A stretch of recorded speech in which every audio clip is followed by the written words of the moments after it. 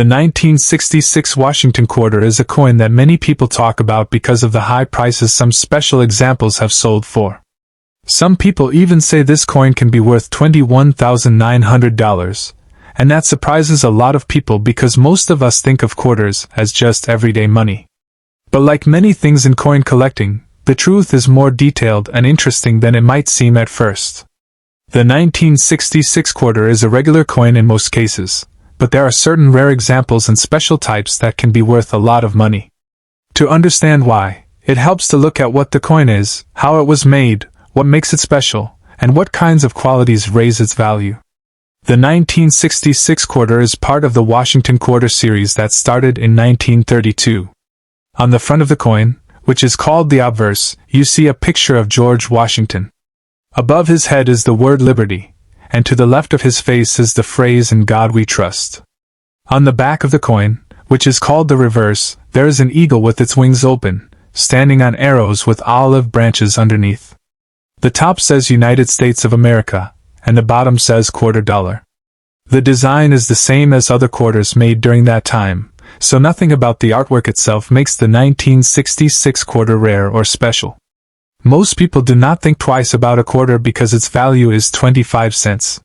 You can buy gum, use it for parking, or put it in a vending machine. But collectors look at coins differently than the average person. They look at how rare a coin is, how well it was made, how much wear it has, and whether it has any unusual features or errors. Some coins are extremely common, and others are extremely rare. Sometimes a tiny mistake from the mint can make a coin worth far more than its face value. Sometimes even a normal-looking coin can be worth a lot if it is in almost perfect condition and has been graded by experts. The year 1966 was a very unusual time for U.S. coin production. The United States was dealing with a coin shortage and rising silver prices. Before 1965, quarters were made of 90% silver. But starting in 1965, the U.S. Mint changed the metal to copper and nickel so that coins would be cheaper to make and easier to produce in large numbers. The 1966 quarter, like the 1965 and 1967 quarters, has no silver at all. Instead, it has a copper core on the inside and a nickel layer on the outside, which gives it a shiny silver color even though it contains no silver. Some people still believe the 1966 quarter has silver in it, but it does not. Another unusual thing about the 1966 quarter is that it has no mint mark. Normally, coins show where they were made.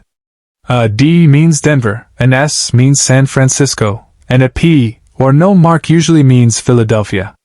But during 1965, 1966, and 1967, the Mint removed all mint marks from coins to try to discourage people from saving coins instead of spending them. Because of this, every 1966 quarter has no mint mark. This is normal and not an error. Some people think their coin is rare because it lacks a mint mark, but in this case, that is simply how all of them were made. One important thing that affects value is the condition of the coin. If a coin has been used for years and has scratches, dents, or worn-down details, that coin is called circulated. Most 1966 quarters found in pockets, drawers, or old jars are in circulated condition. These circulated coins are usually worth only their face value of 25 cents, and sometimes a little more, maybe around 50 cents, or $1 if they look nicer than average. But even nice circulated coins are still very common. A coin that has never been used is called uncirculated. These coins still have their original shine and crisp details. Uncirculated 1966 quarters are worth more than worn ones, but they are not extremely rare. Many people saved rolls of quarters from this time period, so uncirculated coins exist in large numbers. An uncirculated 1966 quarter might be worth around $5 to $10, depending on how shiny it is and how few marks it has. However, there is a big difference between a normal uncirculated coin and a top-graded coin. Coin grading companies like PCGS and NGC look at every tiny detail and give the coin a grade. The highest grades, such as MS67, MS68, or MS69, are extremely hard to get. A coin with almost no marks, perfect luster, and flawless surfaces can be worth hundreds or thousands of dollars because collectors know how rare such a perfect example is. This is where the very high values come from, including the famous 1966 quarter that sold for $21,900. That coin was not an ordinary quarter. It was an extremely high-grade special mint set coin with outstanding quality. Another reason some 1966 quarters can be worth a lot of money is because of errors. Errors happen during the minting process and can make a coin unique. One of the most valuable types of errors is a wrong planchet error. A planchet is the blank metal disc that the coin is struck on. If a quarter was accidentally struck on a penny or nickel planchet, it will look strange because it is the wrong color, the wrong weight, or the wrong size.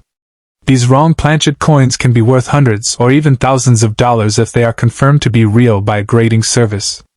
Another interesting type of error is an off-center strike. This is when the coin is not placed correctly under the machine that stamps the design. The design might be shifted to one side, and part of the coin might be blank. A small off-center strike might be worth around $20 to $50. But a large off-center strike with the full date visible can be worth $100 to $300 or more. There are also clipped planchet errors. This happens when part of the coin is missing because the metal strip used to make blanks overlap during cutting.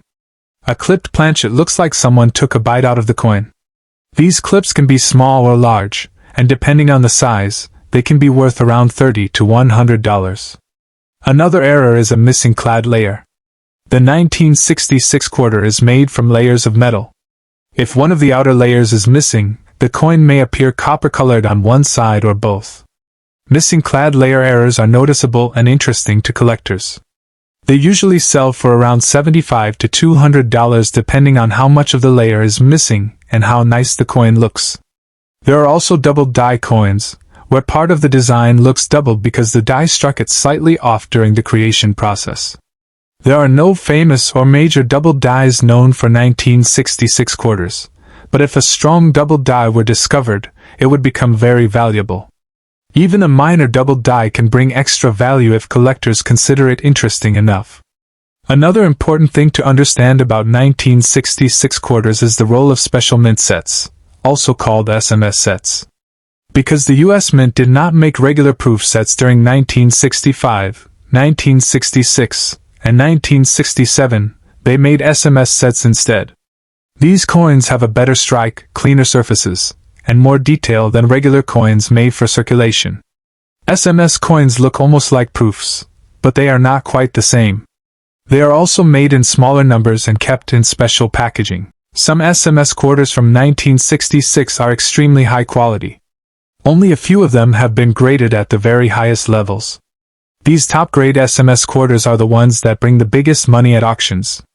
The record price for a 1966 SMS quarter is the famous example that sold for about $21,900. That coin had almost perfect surfaces and incredible eye appeal, making it one of the best examples in existence. Most SMS coins are not worth that much, but a perfectly graded one can be. Because of the record-setting sale, many people assume that any 1966 quarter should be worth a lot of money. But this is not true.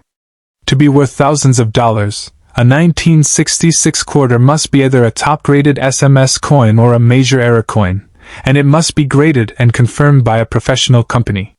Without these things, most 1966 quarters are only worth their normal value. If you find a 1966 quarter and wonder whether it is special, start by looking at its condition. If it is scratched, dull, dirty, or worn, it is probably worth only a little more than face value. If it looks shiny and uncirculated, that is a good sign, but still not enough to guarantee high value. Check for errors like off-center strikes, clipped planchets, wrong planchets, or missing clad layers. If you think your coin might be rare, consider sending it to a grading service for confirmation. Many people online list their coins for extremely high prices, but listing a coin does not mean it will sell for that price. The only numbers that matter are actual sold prices from real auctions. Places like Heritage Auctions and Stack's Bowers show real sales records, which can help you see the true value of rare coins. In the end, the 1966 quarter is a very common coin in its normal form, worth about 25 cents. But rare versions, especially special mint set coins in perfect condition or major mint era coins, can be worth hundreds or thousands of dollars. The most valuable one ever recorded sold for about $21,900, but that coin was a top-graded SMS example and extremely rare. Coin collecting is a fun and educational hobby, and part of the excitement comes from never knowing what you might find. Even a simple 1966 quarter in your change could turn out to be something special. The key is to look carefully, learn as much as you can, check facts, and when needed, ask experts for help. If you enjoy this kind of information, keep exploring, keep learning, and keep checking your coins. Hey everyone, thanks for tuning in today. I want to share something really interesting and surprisingly exciting from the world of coin collecting. We're going to talk about the 1976 Bicentennial quarter, a coin that almost everyone in the United States has seen at least once. It looks simple and ordinary, but a few rare versions are actually worth a lot of money. Some of these special ones have been valued or sold for around $9,000, and that sounds unbelievable at first. So in today's video, I want to walk you through the complete story in a calm, simple way so that anyone watching can understand exactly why this coin can sometimes be so valuable, what errors make certain quarters worth big money, and what makes the bicentennial design so interesting in the first place. Let's start with the basics. In 1976, the United States was celebrating its 200th birthday. To honor this huge milestone, the U.S. Mint created special coins, including the Bicentennial quarter. Instead of showing just 1 year, the quarter displays the dates. 1776 to 1976. The back of the coin features a colonial drummer boy, which is different from the usual eagle that appears on regular quarters. This design became extremely popular, and people noticed these coins right away when they entered circulation. The Mint made hundreds of millions of them because they wanted everyone to be able to hold a piece of history. Because so many were made, most of the bicentennial quarters you find today are still worth exactly 25 cents. But even though the design is common, this coin has earned its legendary status because a tiny number of them contain rare minting errors that make them very valuable. These unusual mistakes are the reason some bicentennial quarters can reach thousands of dollars in value. It's rare, but it does happen, and that's what makes this story fun. One of the most valuable error types is called a wrong planchet error. A planchet is just a blank metal disc used to make a coin. In a perfect minting process, a quarter is stamped on a quarter-sized planchet. But every now and then, the mint accidentally uses the wrong blank. That means a quarter design might get stamped onto a blank meant for a dime, a cent, or even a different coin entirely. These wrong planchet errors happen when the wrong metal blank slips into the presses without anyone noticing. Because this kind of mistake is so unusual, these coins are very rare and very collectible. Some bicentennial quarters struck on a dime planchet have been valued around $9,000 when they are in excellent condition and certified by a trusted grading company. Another type of valuable mint error is the double strike. A double-struck coin is hit by the stamping machine more than once, usually because the coin shifts between strikes or the machine misfires. When this happens, the coin can show overlapping images, shadows, or partial designs. These kinds of error coins are visually striking and instantly recognizable. There are examples of double-struck bicentennial quarters, especially proof versions, that have sold for thousands of dollars. When you see one of these coins in person, the mistake is obvious and incredibly interesting. Then there are off-center strikes. This error happens when the blank coin isn't sitting correctly in the press. When the design is stamped, part of it ends up missing or shifted far to the side. Off-center errors come in different degrees, and the more dramatic the shift, the more valuable the coin usually becomes. If a bicentennial quarter is missing 40 to 50% of its design because of an off-center strike, it can be worth much more than normal examples. However, the coin also needs to show the date clearly, because collectors need to verify exactly what it is. Another major category of valuable errors involves what's called a doubled die. This is when the die that strikes the design into the coin has slight doubling in the details, which gets transferred to every coin made with that die. Collectors look for doubling on the letters, numbers, and features of the design. On the bicentennial quarter, doubling is often checked on the words, "In God We Trust, Liberty," and the double year date. It can also appear on parts of the drummer boy design on the back. Strong double die varieties can be very valuable, sometimes reaching extremely high prices if the doubling is clear and the coin is in excellent condition. These are the kinds of finds that truly excite collectors. Besides the errors, the metal composition also plays a role in value. Most bicentennial quarters are the regular copper-nickel versions.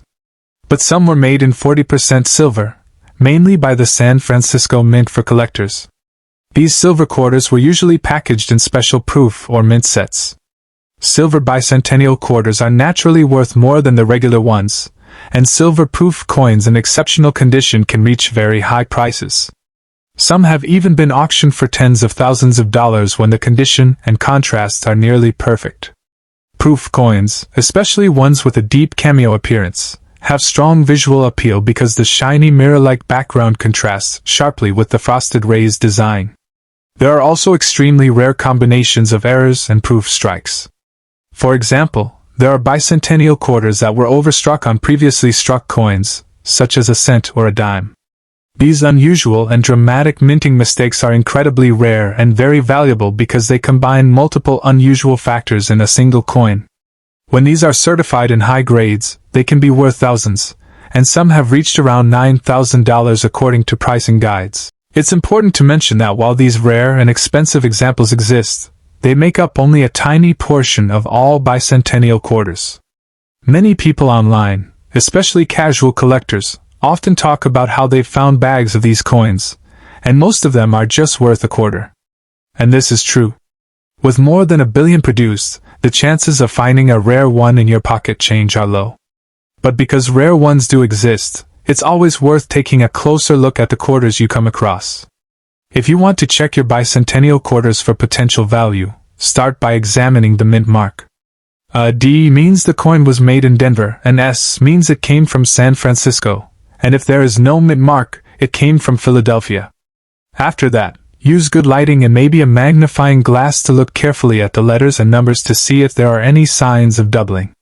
Check the drummer boy on the reverse side as well, paying attention to his drumsticks, the drum lines, and the stars above him. If something looks doubled or out of place, it might be a double die variety. Next, look at whether the design is centered.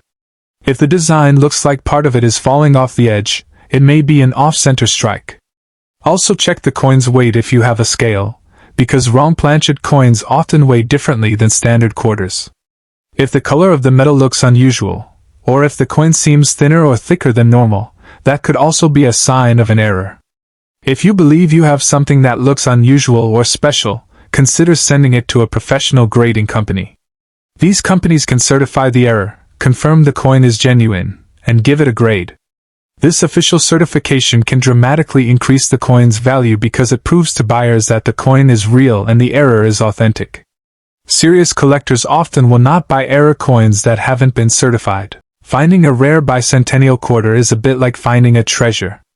The combination of historical meaning, special design, and the potential for rare and valuable minting mistakes keeps collectors interested year after year. Even though most of the bicentennial quarters out there are common, the rare ones are legendary, and that mystery is what keeps people checking their coins. So as we wrap things up, remember that the 1976 bicentennial quarter is a piece of American history that millions of people have held in their hands.